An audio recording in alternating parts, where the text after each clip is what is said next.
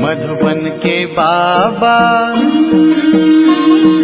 मधुबन के बाबा मुरली वाले, आपका क्या कहना,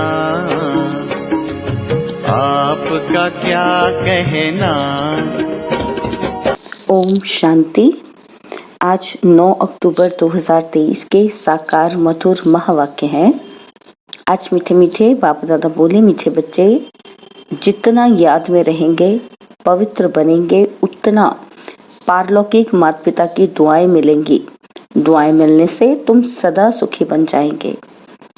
बाबा ने कहा, मीठे बच्चे जितना याद में रहेंगे, पवित्र बनेंगे, उतना पारलौकिक माता पिता की दुआएं मिलेंगी।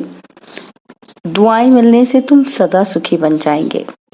बाबा ने आज प्रश्न पूछा है कि बाप सभी बच्चों को कौन सी राय देकर कुकर्मों से बचाते हैं।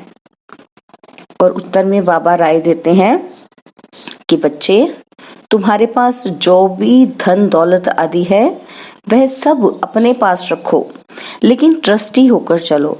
तुम कहते आए हो, हे भगवान, ये सब कुछ आपका है। भगवान ने बच्चा दिया, धन दौलत दिया। अब भगवान कहते हैं, इन सबसे बुद्धि योग निकाल, तुम ट्रस्टी होकर रहो। श्रीमत पर चलो तो कोई भी कुकर्म नहीं होगा, तुम श्रेष्ठ बन जाएंगे। मुरली का गीत है, ले लो दुआएं माँ बाप की। ओम शांति। जो बच्चे कहते हैं कि हमारा मुख नहीं चलता है, समझा नहीं सकते हैं, उन्हें सेंटर की ब्राह्मणियां कैसे सिखलाए। ये शिव बाबा समझाते हैं। चित्रों पर समझाना तो बहुत सहज है। छोटे बच्चों को चित्र दिखलाकर समझाना पड़े ना। ऐसे नहीं कि क्लास में सब आकर बैठे और तुमने मुरली शुरू कर ली। नहीं, यह तो हड्डी बैठ समझाना चाहिए। माना जिगर से, दिल से, मेहनत से समझाना चाहिए। बच्चों ने गीत तो सुना। एक है पारलौकिक माता पिता, जिसको याद करते रहते हैं कि तुम माता पिता, हम बालक तेरे। वह है सृष्टि का रचयिता। माता पिता जरूर स्वर्ग ही रचेंगे। सत्युग में स्वर्गवासी बच्चे होते हैं। यहाँ के माता पिता खुद ही नरकवासी हैं, तो बच्चे भी पैदा करेंगे। गीत में कहा कि ले लो दुआएं माँ बाप की। तुम जानते हो, इस समय के माँ बाप तो दुआएं नहीं देते, स्वर्गवासी दुआ करते हैं। जो दुआ फिर आधा कल्प चलती है और फिर आधा कल्प बाद श्रापित हो जाते हैं। खुद भी पतित बनते तो बच्चों को भी बनाते हैं। उसे आशीर्वाद तो नहीं कहेंगे। श्राप देते देते भारतवासी श्रापित हो गए। कितना दुख ही दुख है। इसलिए माता पिता को याद करते हैं। अभी वह माता पिता दुआएं कर रहे हैं, पढ़ाकर पतित से पावन बना रहे हैं। यहाँ है आसुरी संप्रदाय रावण राज्य, और वहाँ है दैवी संप्रदाय राम राज्य। रावण का जन्म भी भारत में है। शिव बाबा जिसको राम कहते हैं, उनका जन्म भी भारत में है। तुम जब वाम मार्ग में जाते हो तो भारत में रावण राज्य शुरू होता है। तो भारत को ही राम परमपिता परमात्मा आकर पतित से पावन बनाते हैं। रावण आते हैं तो मनुष्य पतित बनते हैं। गाते भी हैं, राम गयो रावण गयो, जिनका बहु परिवार है। राम का परिवार तो बहुत छोटा है और सब धर्म खत्म हो जाते हैं, सबका विनाश हो जाता है। बाकी तुम देवी देवताएं रहेंगे। तुम अभी जो ब्राह्मण बने हो वही ट्रांसफर होंगे सतयुग में। तो अब तुमको माँ बाप की दुआएं मिल रही हैं। माँ बाप तुमको स्वर्ग का मालिक बनाते हैं। वहां तो सुख ही सुख है। इस समय कलयुग में है दुख। सभी धर्म दुखी हैं। अभी कलयुग के बाद फिर सतयुग होना है। कलयुग में कितने ढेर मनुष्य हैं, सतयुग में तो इतने मनुष्य नहीं होंगे। जितने ब्राह्मण होंगे वही फिर वहां देवता बनेंगे।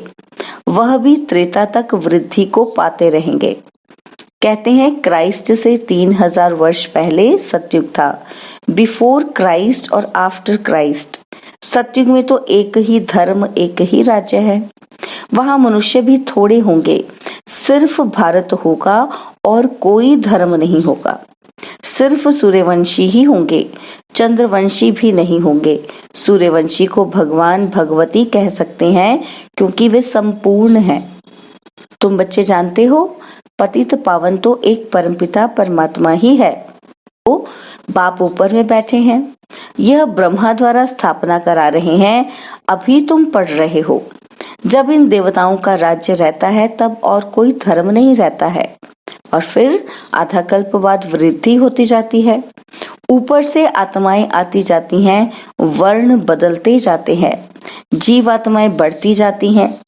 सत्युग में होंगे 9 लाख, फिर करोड़ होंगे और फिर वृद्धि को पाते जाएंगे। सत्युग में भारत श्रेष्ठाचारी था, अभी भ्रष्टाचारी है। ऐसे नहीं कि सब धर्म वाले श्रेष्ठाचारी बन जाएंगे।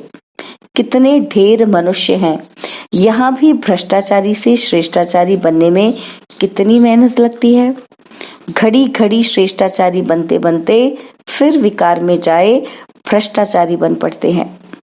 बाप कहते हैं, मैं आया हूँ तुमको काले से गोरा बनाने। तुम घड़ी घड़ी फिर गिर पड़ते हो।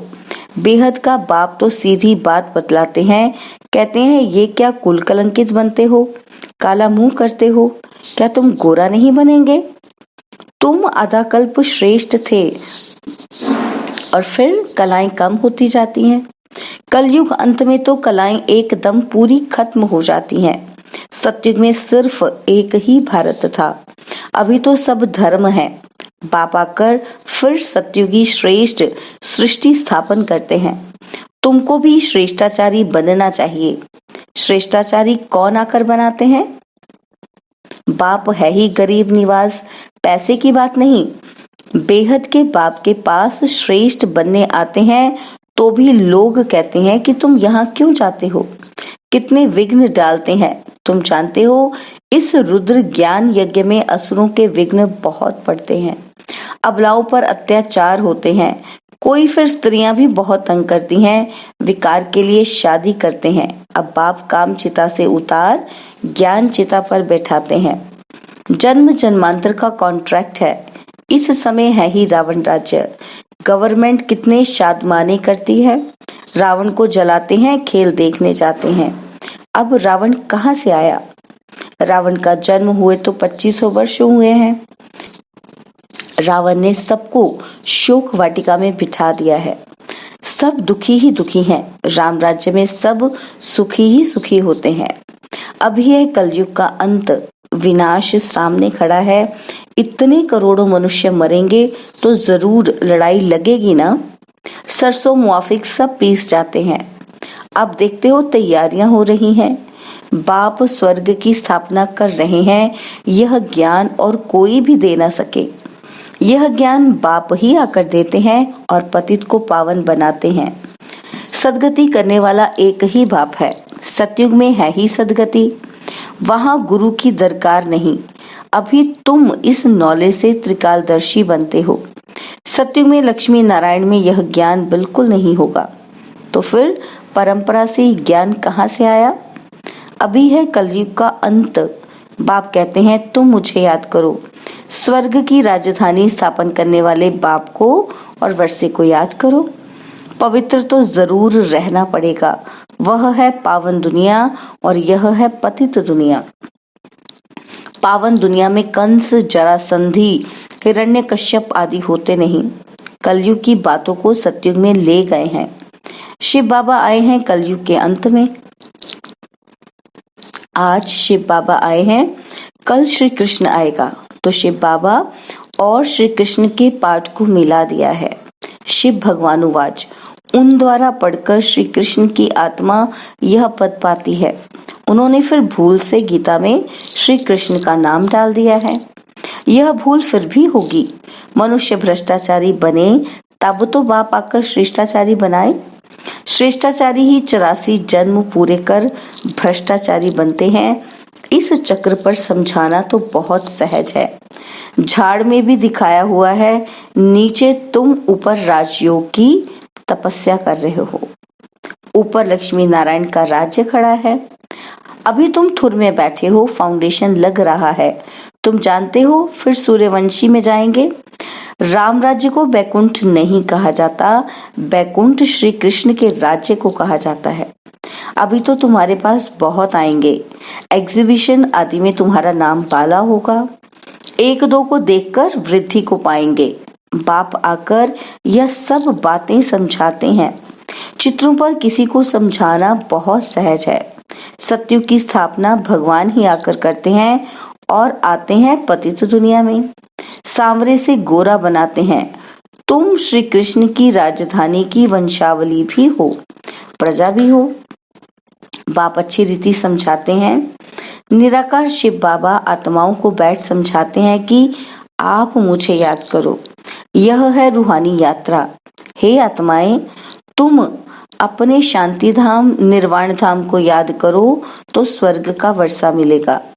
अभी तुम संगम पर बैठे हो, बाप कहते हैं मुझे और अपने वर्षे को याद करो तो तुम यहाँ स्वर्ग में आ जाएंगे। जो जितना याद करेंगे और पवित्र रहेंगे उतना ऊंच पद मिलेगा। तुमको कितनी बड़ी दुआएं मिल रही हैं। धनवान भव, पुत्रवान भव, आयुष्मान भव। देवताओं की आयु तो बहुत बड़ी होती है। साक्षात्कार होता है कि अभी यह शरीर छोड़ जाकर बच्चा बनना है, तो यह अंदर में आना चाहिए कि हम आत्मा यह पुराना शरीर छोड़ जाकर गर्भ में निवास करेंगी। अंत मते सुगते, बूढ़े से तो हम क्यों ना बच्चा बन जाऊं। आत्मा इस शरीर के साथ है तब तकलीफ महसूस करती है। आत्मा शरीर से अलग है तो आत्मा को कोई तकलीफ महसूस नहीं होती। शरीर से अलग हुआ खलास। हमको अब जाना है मूल वतन से। बाबा आते हैं लेने के लिए। यह दुख धाम है, अभी हम जाएंगे मुक्ति धाम। बाप कहते हैं मैं सबको मुक्ति धाम ले जाता हूँ। जो भी धर्म वाले हैं सबको मुक्ति धाम जाना है। वह पुरुषार्थ भी मुक्ति धाम जाने के लिए करते हैं, मुक्ति में ही जाने के लिए करते हैं। बाप कहते हैं मुझे याद करो तो मेरे पास आ जाएंगे। बाबा को याद कर भोजन खाओ तो तुमको ताकत मिलेगी। अशरीरी होकर तुम पैदल आबू रोड तक चले जाओ, कभी तुमको कुछ भी थकावट नहीं होगी। बाबा शुरू में ये प्रैक्टिस कराते थे। समझते थे हम आत्मा हैं, बहुत हल्के होकर पैदल चले जाते थे, कुछ भी थकावट नहीं होती थी। शरीर बिगड़ तुम आत्मा तो सेकंड में बाबा पास पहुंच सकती हो। यहाँ एक शरीर छोड़ा, सेकंड में जाकर लंदन में जन्म लेते हैं। आत्मा जैसी तीखी और कोई चीज नहीं होती। तो अब बाप कहते हैं बच्चे, हम तुमको लेने आए हैं, अब मुझ बाबा को याद करो। अभी तुम प्रैक्टिकल में बेहद के पारलौकिक बाप की दुआएं मिल रही हैं। अभी हमको किसकी दुआएं मिल रही हैं? पारलौकिक बाप की। बाप बच्चों को श्रेष्ठ से श्रेष्ठ मत दे रहे हैं। धन दौलत आदि सब तुम अपने पास रखो, सिर्फ ट्रस्टी होकर चलो। तुम कहते भी आए हो कि हे भगवान, ये सब कुछ आपका है। भगवान ने बच्चा दिया, भगवान ने ये धन दौलत दिया। अच्छा, फिर भगवान आकर कहते हैं इन सबसे बुद्धि योग निकाल, तुम ट्रस्टी होकर चलो। श्रीमत पर चलो तो बाप को मालूम पड़ेगा तुम कोई कुकर्म तो नहीं करते हो। श्रीमत पर चलने से ही तुम श्रेष्ठ बनेंगे, आसुरी मत पर चलने से तुम भ्रष्ट बने हो। आधा कल्प तुमको भ्रष्ट बनने में लगा है, 16 कला से फिर 14 कला बनते हो, फिर धीरे धीरे कलाएं कम होती जाती हैं, तो इसमें टाइम लगता है ना। अच्छा, मीठे मीठे सिकिलदे बच्चों प्रति माता पिता बाप दादा का याद प्यार और गुड मॉर्निंग। रूहानी बाप की रूहानी बच्चों को नमस्ते। हम रूहानी बच्चों की रूहानी बाप दादाजी को दिलवा जान सिकवा प्रेम से नमस्ते। ओम शांति। प्यारे बाबा, मीठे बाबा, मेरे बाबा, शुक्रिया बाबा, शुक्रिया बाबा, शुक्रिया। धारणा के लिए मुख्य सार है। पहला पॉइंट है, चलते फिरते अशरीरी बनने का अभ्यास करना है। भोजन एक बाप की याद में खाना है। और सेकंड पॉइंट है, माता पिता की दुआएं लेनी है, ट्रस्टी होकर रहना है, कोई भी कुकर्म नहीं करना है। बाबा ने आज वरदान दिया, अनासक्त बन लौकिक को संतुष्ट करते भी ईश्वरीय कमाई जमा करने वाले राज युक्त भव। अनासक्त बन लौकिक को संतुष्ट करते भी ईश्वरीय कमाई जमा करने वाले राज युक्त भव। कई बच्चे लौकिक कार्य, लौकिक प्रवृत्ति, लौकिक संबंध संपर्क निभाते हुए अपनी विशाल बुद्धि से सबको संतुष्ट भी करते और ईश्वरीय कमाई का राज जानते हुए विशेष हिस्सा भी निकाल लेते। ऐसे एक नामी और इकोनॉमी वाले अनासक्त बच्चे हैं जो सर्व खजाने, समय, शक्तियां और स्थूल धन को लौकिक से इकोनॉमी कर अलौकिक कार्य में फ्राक दिली से लगाते हैं। ऐसे युक्ति युक्त राजयुक्त बच्चे ही महिमा योग्य हैं। स्लोगन है, स्मृति स्वरूप बनकर हर कर्म करने वाले ही प्रकाश स्तंभ बनते हैं। स्मृति स्वरूप बनकर हर कर्म करने वाले ही प्रकाश स्तंभ बनते हैं। ओम शांति। और अब यह एक बहुत अच्छी वीडियो भी जरूर देखें।